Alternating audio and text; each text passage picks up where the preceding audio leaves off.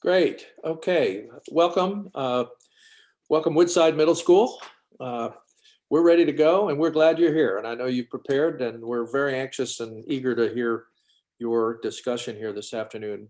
My name is Jeff Owen. I'm the retired Chief Operating Officer of the American Bankers Association and have worked and lived in Washington, D.C. for over 40 years. Afternoon. Hi, good afternoon. My name is JC Polanco, and I'm an attorney here in New York City. I live in the Bronx, and I'm a professor at the City University of New York. I'm very excited to be here with you. Hi, I'm Ellen Iwamoto. I'm the Director of Civics Programs at the Annenberg Public Policy Center at the University of Pennsylvania, coming to you from Philadelphia. And welcome to the National Invitational. Congratulations on being here. So could we ask you to introduce yourselves and your teacher, please? Hello, my name is Morgan Kahn. I'm Hannah Zandarski. And I'm Emma Oregon, and this is our teacher, Mr. Huff. Good afternoon, Mr. Howe, and welcome. So I'm going to read the question and then we'll turn you loose here. Unit 6, what are the responsibilities of citizens? Question 1. According to the American Immigration Council, immigration law in the United States has been built upon the following principles: the reunification of families, admitting immigrants with skills that are valuable to the U.S. economy, protecting refugees, and promoting diversity. Does today's immigration policy reflect these principles? Why or why not? What are the major cultural and political issues regarding immigration that face America today? What changes, if any, should be made to our current immigration policy? Should the United States admit more refugees in view of the worldwide crisis of displaced persons? Why or why not? You may begin. Good afternoon, and thank you for having us. The cultural and political issues surrounding immigration can create a lot of tough debate, with some opinions being brushed off as just xenophobic and others just not sensible. No matter how many people the U.S. admits with many different cultures together in one place, there are bound to be at least some issues. The Founding Fathers were wary of these different cultures and their influences, though they did take a somewhat problematic approach by today's standards.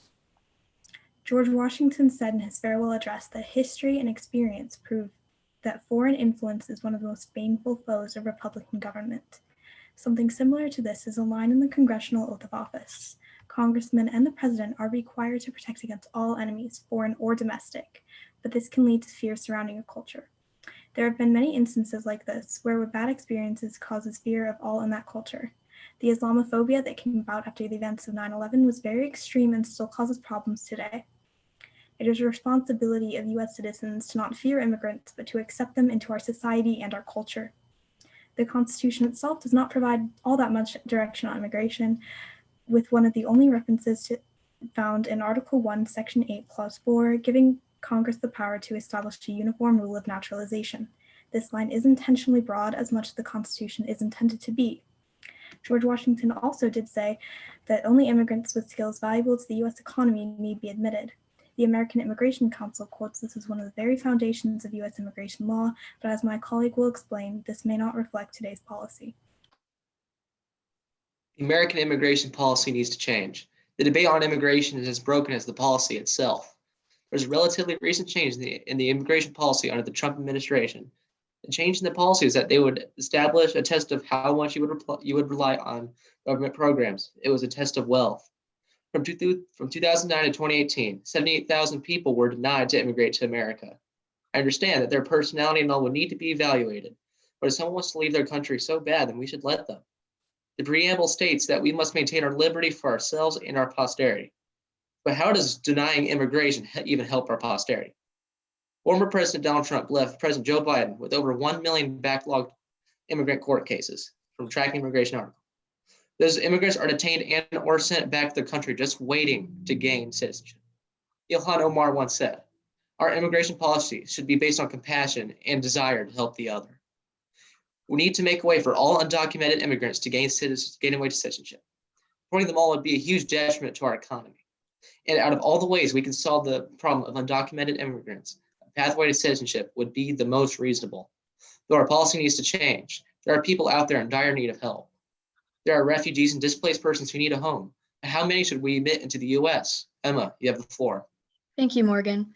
The United States should admit more refugees when thinking about certain worldwide crises because they are humans and because we are obliged as humans and they are humans too. As the country that was formed to help those who are persecuted, we have a historic and humanitarian obligation to help these people. We as a community should not hesitate to welcome those who need help. They're coming to us for a reason, and for that reason, we should be obliged to help. If we are supposed to be a leader in democracy and a true powerhouse of a nation, we should be doing our best to help out when we can. When nation states refuse to let refugees in, a stigma and stain on a nation's history happens. For example, during World War II, President FDR sent away hundreds of Jewish refugees back to Nazi-plagued Europe. In doing this, he allowed innocents to die and left America's history stained with refugee blood due to his fear of further antagonizing the Nazis and stirring the public. As Ro Khanna once said, we need to provide humanitarian assistance to civilians and accept our fair share of refugees. However, if refugees are dangerous, then that may be a different story. Dangerous refugees could be defined as fugitives who have come to hurt people, but only a small percentage of them are actually dangerous. Regardless, refugees still deserve to be treated with the same respect and rights that we are. This includes the right granted by the Establishment Clause, the right to choose their place of residence, the right to move freely within the country, and the Sixth Amendment rights, which are free access to the courts, including legal assistance. Thank you for your time. Great, thank you. So we'd like to ask you some questions. Thank you very much. And I'll start out. You talked about differentiating between different types of refugees and those that were properly motivated and some who aren't. There's been a lot of discussion about building a wall along the Mexican border.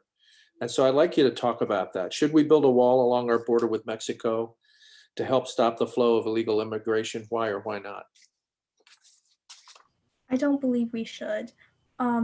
As Morgan said, that would be a huge detriment to our economy. And if it is out of fear of letting drug cartels in, then we could just ask them a bunch of questions about why they're coming into the US in the first place.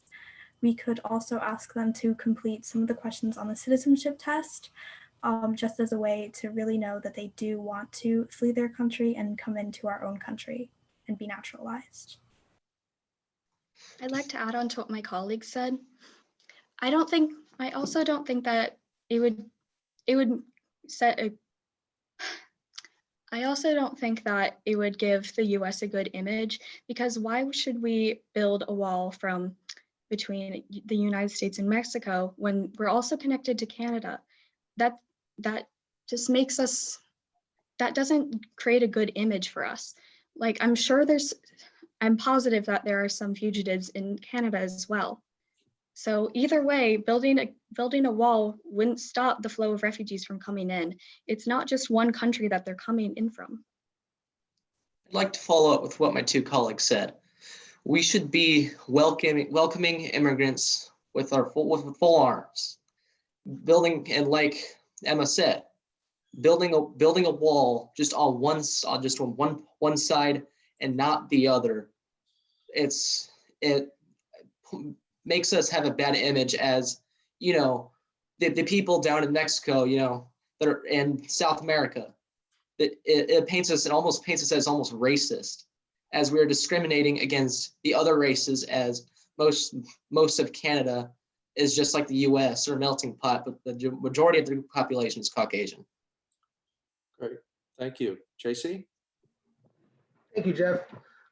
Question for you regarding this immigration issue of people coming in from countries where we don't trust their system of government.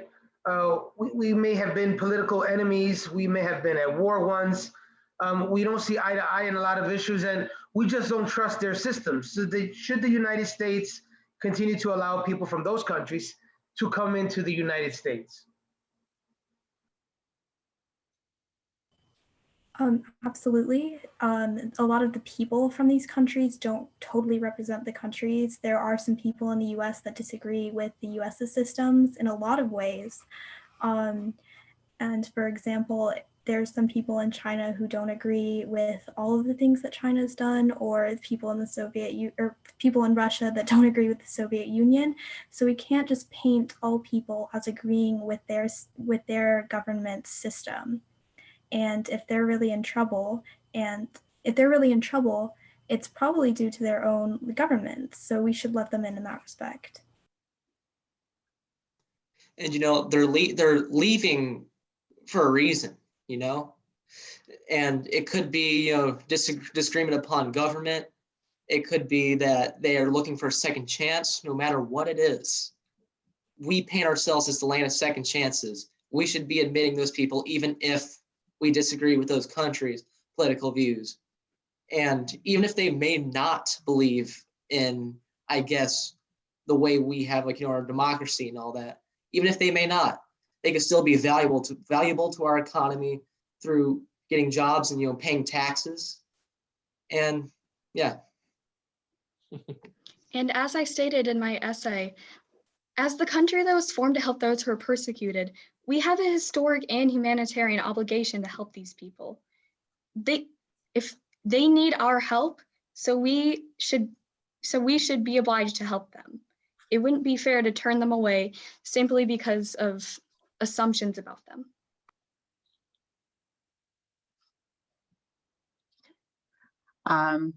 So I have a question for you, a little bit different turn. We talked a lot about national policies, the federal government's actions as a nation, what we should be doing.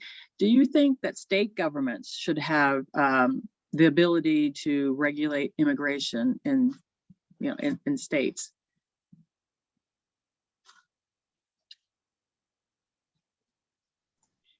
I don't believe so. I think it should be our own national decision. It's because they all have different views on immigration, and obviously it'll probably be decided through the representatives in that place and the people, and they may all have different views, and I believe it would be a huge mess. But if one of my colleagues here has anything to differentiate for me, then feel free to speak up. I'd like to agree with my colleague. A country is made up of its citizens. So I believe that the citizens should have a say in what happens to their country because it's their country. I believe that we should all, yeah, I agree with my colleague. I believe that we should all have a say and not just the national government.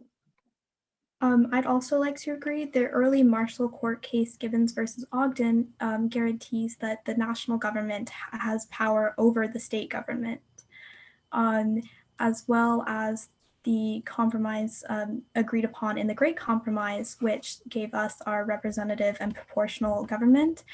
The idea of that proportional and representational government is that we can have power over what our national government does and influence them in that respect, but also the national government does have power over the state government. Thank you. Great, we have time for one more. I'd like to ask you, you're talking about the opportunities that are here and we should be open and welcoming. Whose role is it to help them take the next step, whether it's employment, housing, healthcare, and all that? Is that government or is that some other entity? I believe that is 100% the government's job to make sure that all immigrants are able to be, I guess you could say, they could give them the opportunities they need to be successful within the U.S. and to be a functioning member of society.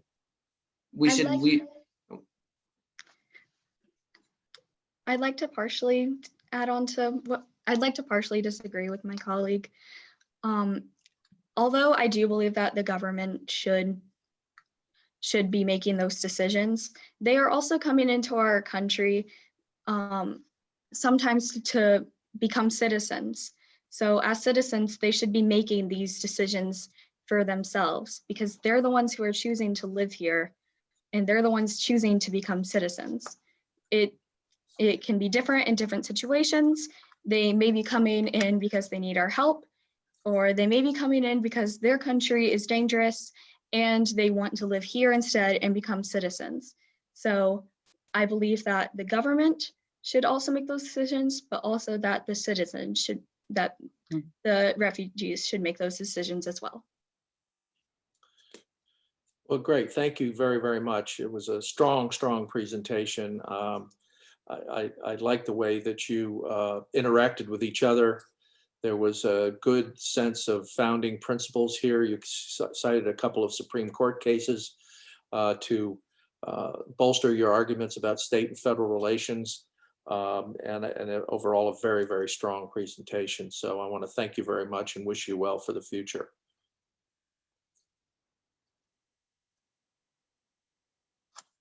JC?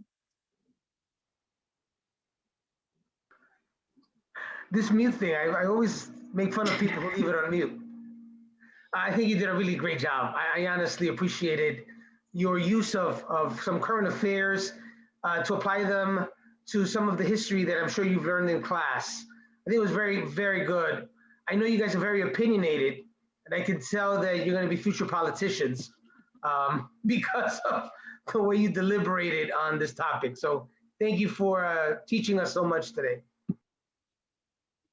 I thought it was a very solid, wonderful presentation. I thought you came with a very clear viewpoint, and I thought all your responses to the different follow-up questions were consistent with that viewpoint.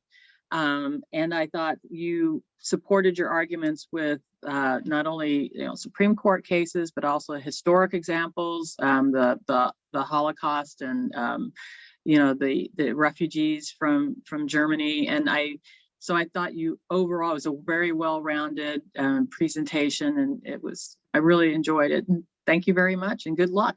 Yes, thank you. Well done.